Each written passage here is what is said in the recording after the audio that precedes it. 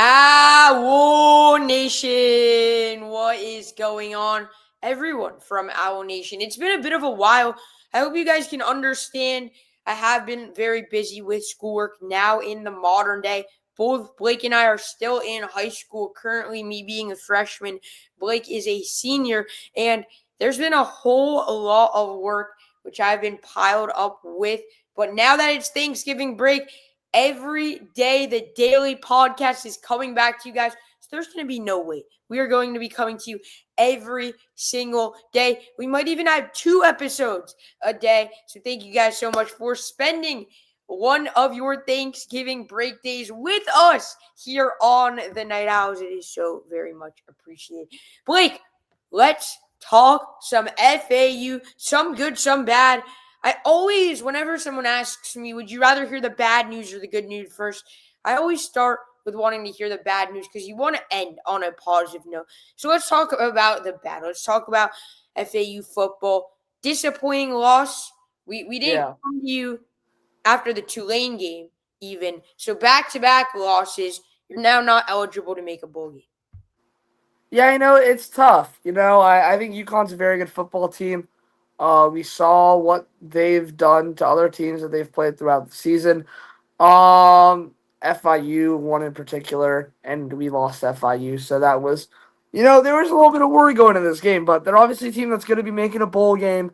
And it looked like FAU was going to get smoked in that first half. I mean, they were down by quite a few. A couple of great plays, though. I mean, Dom Henry, that 90-yard touchdown was very, very cool to watch. He made a couple of social medias, so that's some good exposure for FAU.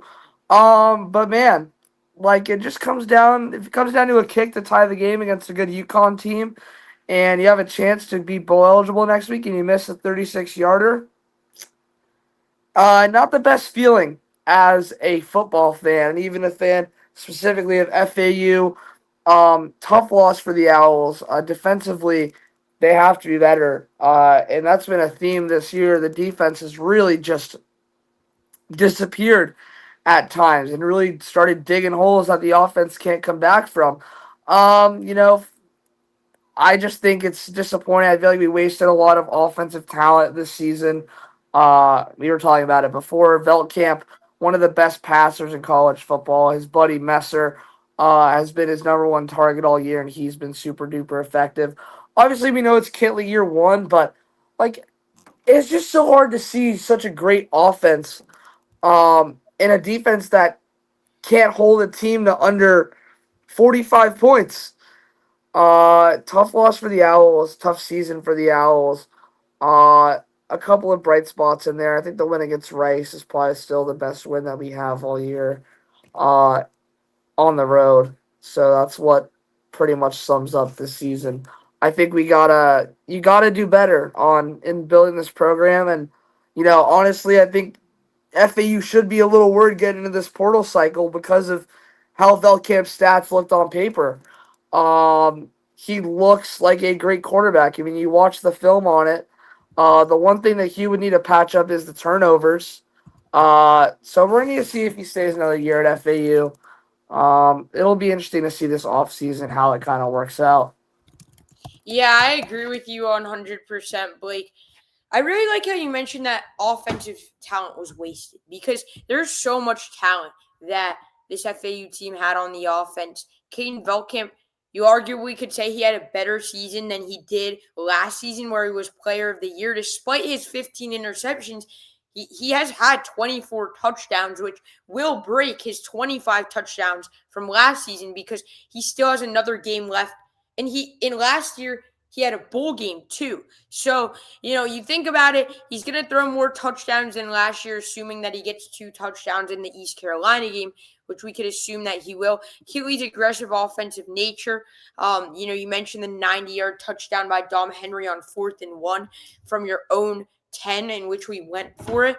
But yeah, I mean, Garrison Smith has been pretty good all year. Like, he's been someone we can rely on all year. I remember in the Tulane game, he had only missed 1 kick heading into that game. And then to see him hook a 36-yarder is definitely not fortunate, especially when you have your bowl hopes on the line. But again, it's year 1 under Kelly. it's just I feel bad that it's 2019 was the last time we made a bowl game. Like, is this the Yeah. expectation we want to have at FAU? I don't know.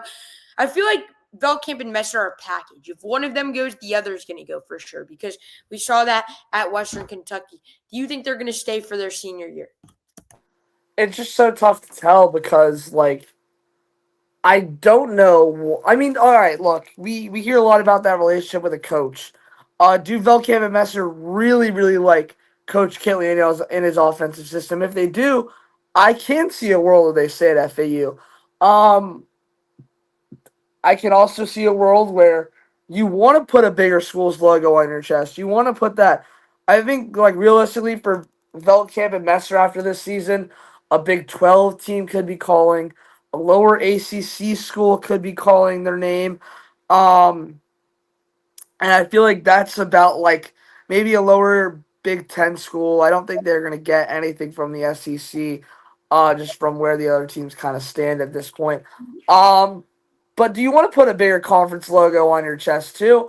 Or do you want to see if, you could take FAU somewhere they haven't been since 2019? If you really like Boca Raton and you like Coach Kitley and all that. So it'll be interesting. I feel like a lot of it's just such a personal decision that us as media people have a very hard time unless we have a super reliable close source to predict where someone's going to go in the portal and if they will or won't stay. Because there's people that you think really enjoy being at FAU or kind of publicly say they're going to enjoy FAU, and the next thing you know, they're in the portal or at any school. So I think it's hard for us as media to really predict where someone's going to go, but it's just one of those things that we get to sit back and watch play out. And we can talk about it for sure because, I think sports broadcasters can pretty much talk about anything related to something like this. But the portal is just hard to predict, but interesting to watch. We'll see how this develops in general, but Messer and Veltkamp have been two really great players for this FAU team. If they stay another year, and if they do something with it, they could definitely go down as two names in FAU history that will be remembered for a while. Yeah, and you mentioned, as media, it is hard to predict, but we do have a little bit of an insight. And like, I'll give you an example. Alex Octaviage, offensive lineman for FAU, 6th year, you could tell he'd never leave this place. He loves it. I don't really get that sense from Veltkamp or Messer. Maybe it's just because they've been here for 1 year, but I was listening to a Louisville space last night on X, some Louisville people, and both Messer and Veltkamp are from that Louisville, Kentucky area. They need a quarterback for next year. Why not they go after them? I've been playing a lot of dynasties in college football 26. Me and Blake played one as Auburn. We got Messer and Veltkamp in the portal. And they were to Auburn. You might think of in a lower ACC school, maybe a Big 12 school, as you mentioned, them go there. But look at these backgrounds. Look at my background. Look at Blake's background.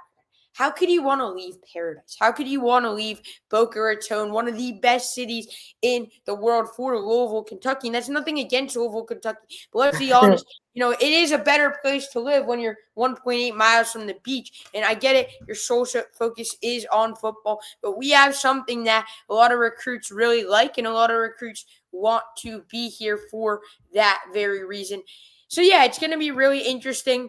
If I had to make a prediction right now, it's like I feel as if you're right. It depends what Coach Kitley wants. But if there was no NIL, we got to think about it like this. If there was no NIL, I think they would stay. But I you agree. have to put it in this perspective. This could be Caden Veltkamp and Easton Messer's last year playing football because maybe they'll be late draft picks, but you can't guarantee a future in the NFL. And, you want to make as much as you can in your last season of football. And if you're realistic. We love FAU. We want them to succeed, but let's be realistic. A Power 4 school is going to offer more NIL than us, most likely. So it's going to be very interesting to see how this plays out. One of the guys I really want to talk about is Assad Wasim. He loves this place so much. You could tell from speaking to him in the post-game presser. He was heartbroken last night, and so were we. But 12 catches, 110 yards. we could build a full roster around him. He's just a freshman, and he's going to be so good as long as he stays here. Dom Henry had a great night last night. But let's talk about some basketball, Blake. Pacific, 2 wins this week. Pacific on Thursday, and then a huge win over Coastal Georgia on Monday. This Pacific team almost beat Nevada. That's a Mountain West school who's usually in the NCAA tournament. We beat Pacific by 20 plus. We held them to under 60 points, if I'm not mistaken. I'm very happy coming away from Yeah. that Pacific game. Overall, what are your thoughts from it? Look, I mean, we talked about it after the Boston College game. We talked about it a little bit after the Liberty game as well. You just got to keep winning these games. You just got to keep racking up good performance after good performance because basketball, it's not a sprint; it's a marathon. In college basketball, you're going to need to keep playing consistent and good throughout the whole season to get to the sprint, which is that NCAA tournament. I think it's good. FAU just got to keep winning. They got 2 games over Thanksgiving break. Only one of them is listed, but they're in the Sunshine Slam tournament in Daytona Beach, where they're going to be facing Loyola Marymount. And the winner of that game will be playing Ohio or George Mason. We think the winner is probably going to be George Mason based on how Ohio's season has been looking up to this point. But nevertheless, FAU basketball, just keep winning. Next game is the only one that matters. Just keep advancing, keep moving on. That's pretty much it. I mean, beating good teams is great. You love to hang in there and beat a solid Pacific team. Loyola Marymount is a solid team.